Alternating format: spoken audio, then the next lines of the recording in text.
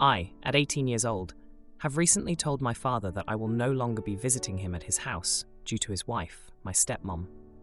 I have told him he is welcome to come visit me instead, but he has made no effort to. And the one time he did plan to come see me, he ended up ghosting me for a week and telling me the day before that he's busy with work and won't make it. The reason why I do not wish to go to my dad's house anymore is that ever since I have been going there, since around 8 years old, his wife has constantly been emotionally harassing me and mistreating me. For example, the first time she met me, she had told me straight away that she did not like kids, which explains why she has none of her own. She also called me overweight and made me weigh myself every time I was over. As time went on, it only got worse. She would also always insult my real mother by calling her rude names. Keep in mind, my father is here for 90% of the things she has done and said, and always stays silent. Another huge issue I have with her is that she refuses to let my dad buy me anything.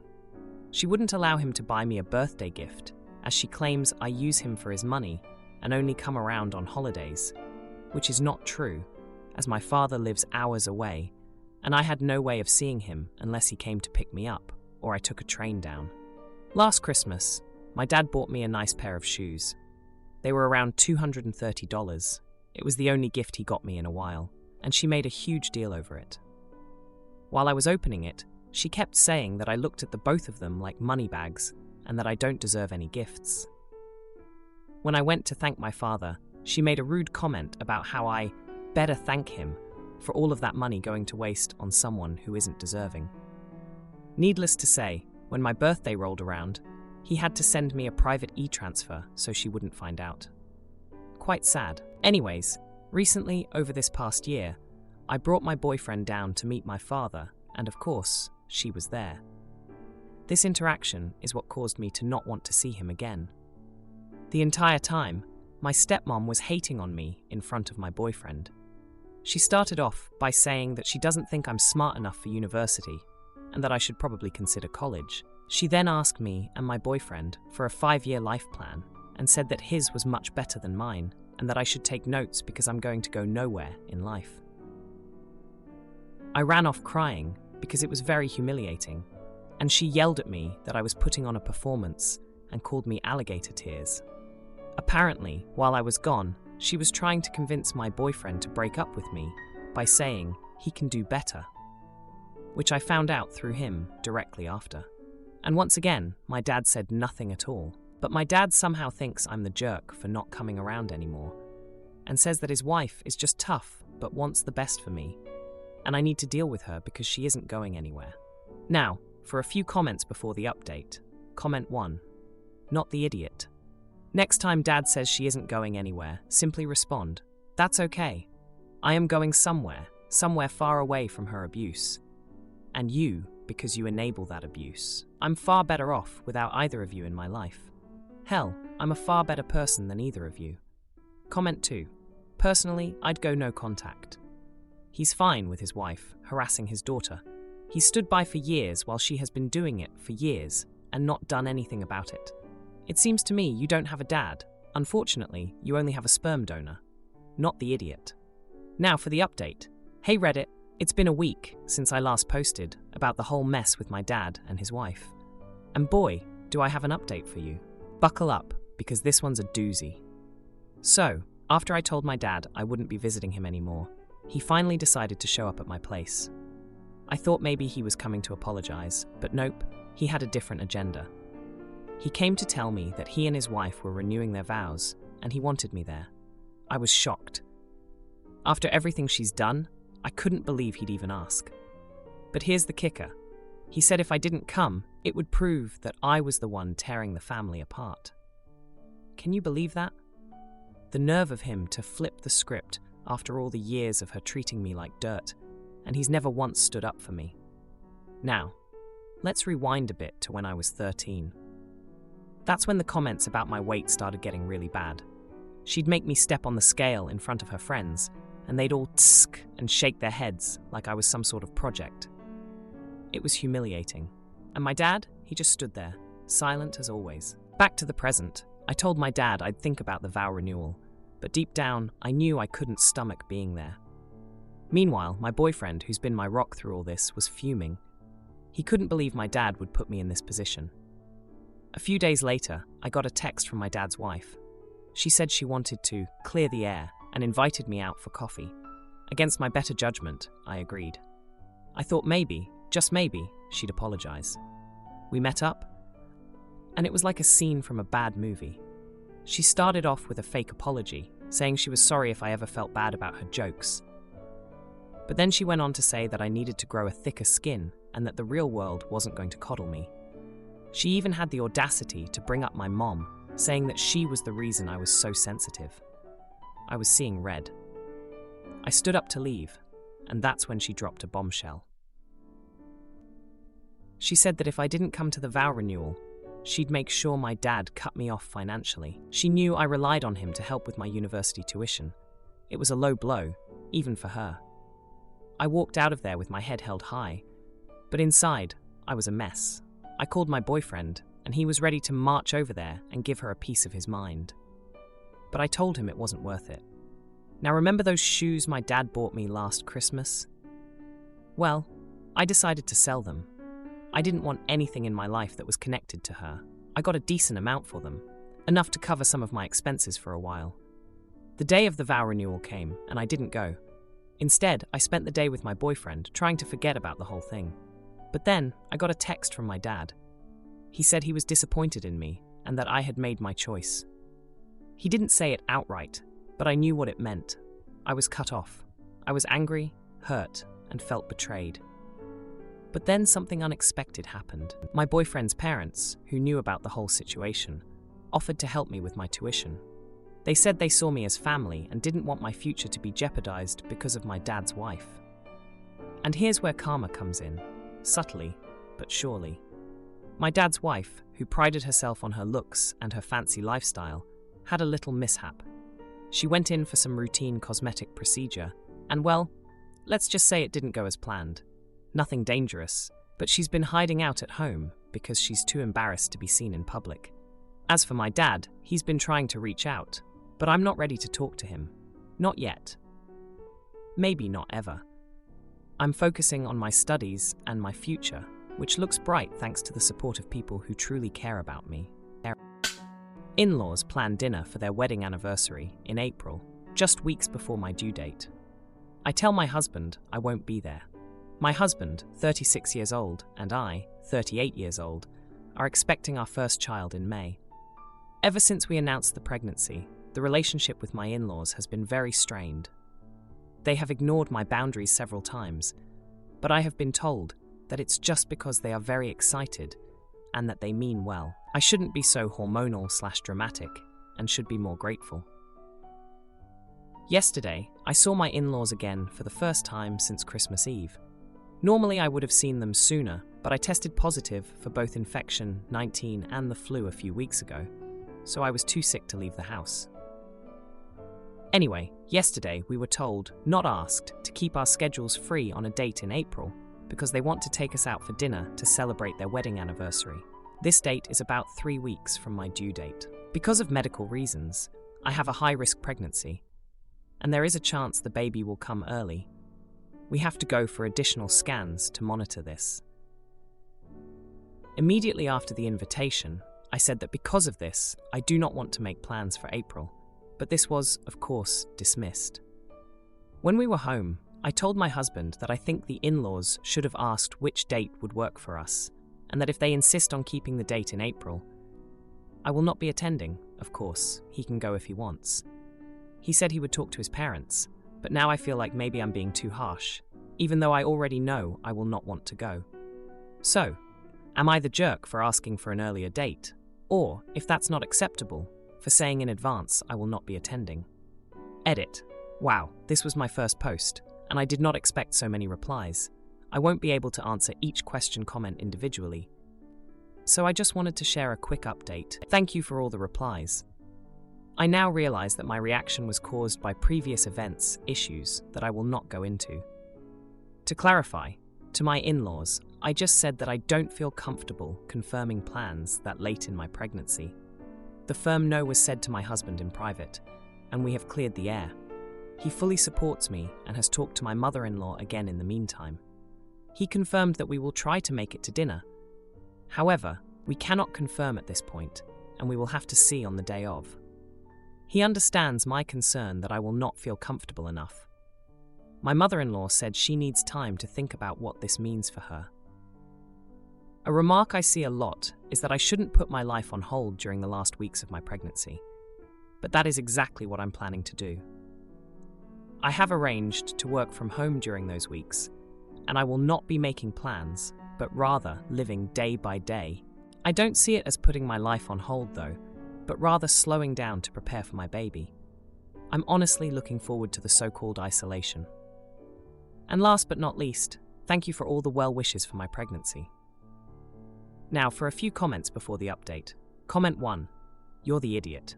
You're being dramatic and hormonal. It's just dinner.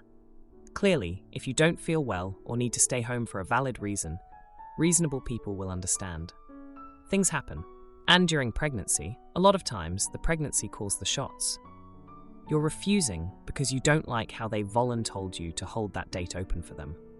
If that's your real issue, address that with them. But this path of obfuscation is passive-aggressive shenanigans, and that makes brother. You're the idiot. Comment 2. Not the idiot, but you can accept the invitation with the understanding that you might have to cancel if the baby makes an early appearance. It does seem like you are turning down the plans for reasons other than the higher risk pregnancy. Every pregnancy has the risk that the baby might arrive earlier than the due date, and a woman can make plans up to and including her due date with the knowledge that a cancellation might happen. Now for the update. Hey everyone. It's been 3 months since my last post, and boy, do I have an update for you. Remember how I was dealing with my in-laws and their insensitivity towards my high-risk pregnancy? Well, things took a turn, and not for the better. After my husband talked to his parents, they seemed to understand our situation a bit better. They even suggested an earlier date for their anniversary dinner. I was relieved, thinking we'd finally reached a compromise. But that's when the drama really started. 2 weeks before the rescheduled dinner, my husband's ex-girlfriend, who's somehow still friends with his family, decided to throw a surprise party for my mother-in-law's birthday. And guess who was invited? Everyone but me. When I found out, I was hurt, but my husband was furious. He confronted his parents, and they claimed it was an oversight, but the damage was done. The tension between us grew, and it didn't help that my husband started working late nights, leaving me alone to deal with my anxiety and pregnancy woes. I tried to trust him, but I couldn't shake the feeling that something was off. Then one evening, he came home smelling like perfume. Not mine. I confronted him, and after a heated argument, he admitted he'd been seeing his ex. He said it started as innocent catch-ups, but one thing led to another. I was heartbroken. The man I loved, the father of my unborn child, had betrayed me. I kicked him out that night. He went to stay with his parents, who, to my surprise, took his side. They said I was overreacting and should forgive him for the sake of our family, but I couldn't just forget what he'd done. The following weeks were a blur of tears and doctor's appointments. I was alone, scared, and felt betrayed by everyone I trusted. My husband tried to reach out, but I couldn't face him, not yet. As my due date approached, I went into labor early. It was a difficult birth, and without my husband by my side, I felt more alone than ever. But when I held my baby for the first time, I knew I had to be strong for both of us. My husband did come to the hospital, but seeing him only reopened fresh wounds. We barely spoke, and when he held our child, I could see the regret in his eyes. But it wasn't enough to mend my broken heart. Now, I'm back home with my baby, trying to navigate life as a new mom and dealing with the aftermath of my husband's affair. We're in a weird limbo where we're not together, but not officially separated either. It's complicated, and I'm just taking it one day at a time. As for my in-laws, they've been surprisingly supportive since the birth, but I can't forget how they sided with my husband initially. It's going to take a lot for me to trust them again, if ever. I agreed to fund my stepdaughter's cosmetics brand, but asked for a percentage of the rights or a contract for repayment. Her dad and her disagree. Oh boy. Hello, I am a married woman for 6 years, and I have a stepdaughter who is 25 years old now, and she graduated from college too. She used to live in another state with her grandparents because of college, so we didn't spend much time together other than occasional family gatherings and the times she came to sleep over. Now she has always had a dream of running a cosmetics company/brand, and she wanted to start her own line of makeup products like lip glosses, lip scrubs, and all that. She wants to do it through social media. When my husband told me this, I thought it was great and she should go for it. The problem is, she has absolutely no resources to start this. And by that, I mean money. She has never had a proper job, so she doesn't have her own income.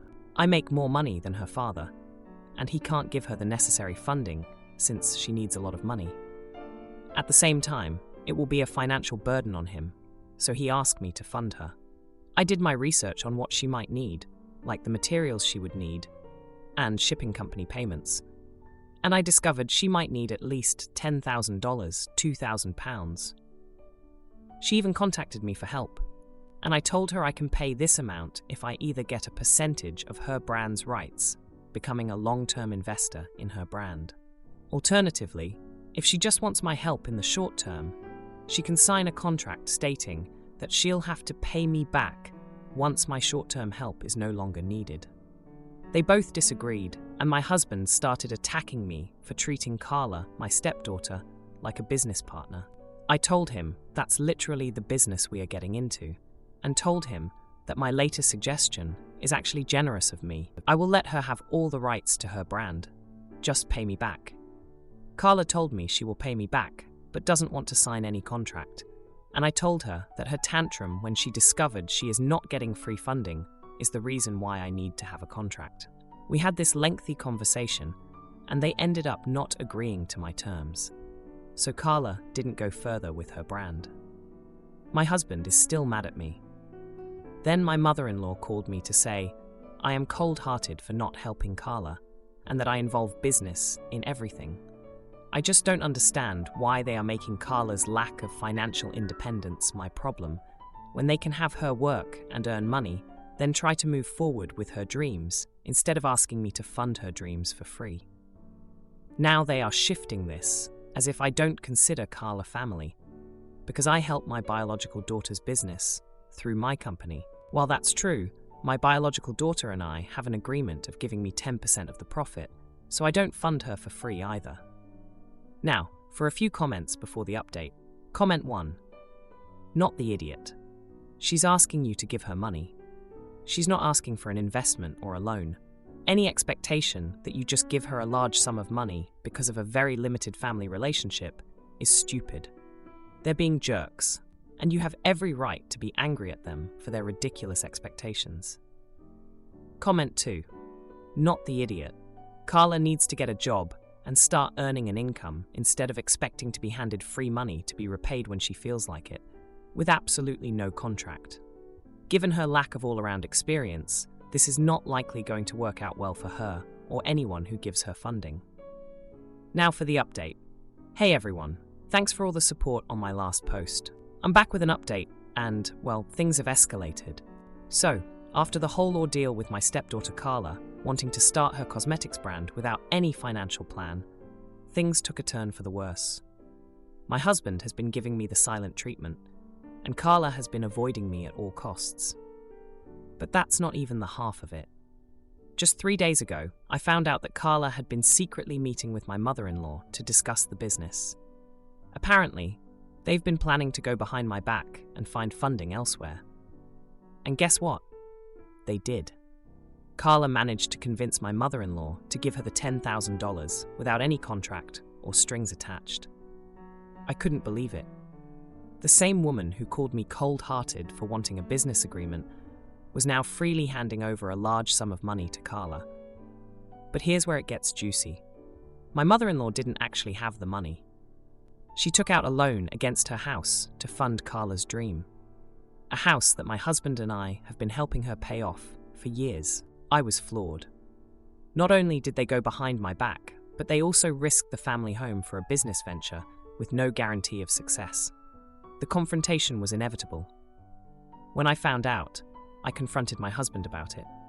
He admitted he knew about the plan all along and accused me of not being supportive enough of Carla's dreams. He said that family should help family, no matter what. I reminded him of the countless times I've supported them both, emotionally and financially, and how I only asked for a sensible business agreement. The argument got heated, and in the heat of the moment, my husband let slip that Carla had been planning to ask my biological daughter for help too. That's right, the same daughter who has a business agreement with me for her own company.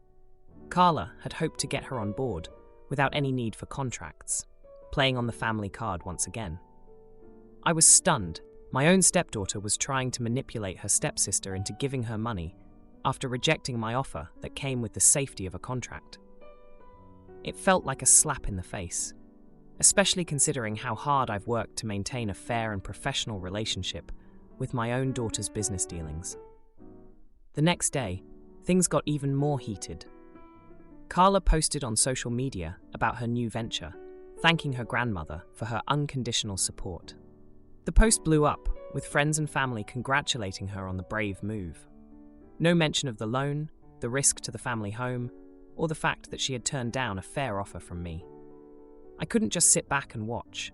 I commented on the post, congratulating her and subtly mentioning the importance of having a solid financial plan in place. Carla immediately deleted my comment and blocked me. The family drama spilled into the public eye, and private messages started pouring in, some supportive, some accusing me of being bitter. And just when I thought things couldn't get any more complicated, my biological daughter reached out to me. She was upset that Carla had tried to use her, and she felt caught in the middle of a family feud. She didn't want to take sides, but she also didn't want to be seen as the bad guy for not giving Carla money without a contract. So here we are, 3 days later, and the tension is palpable. My husband is still mad, Carla is moving forward with her brand funded by a risky loan, and my mother-in-law is blissfully unaware of the potential financial disaster she's created.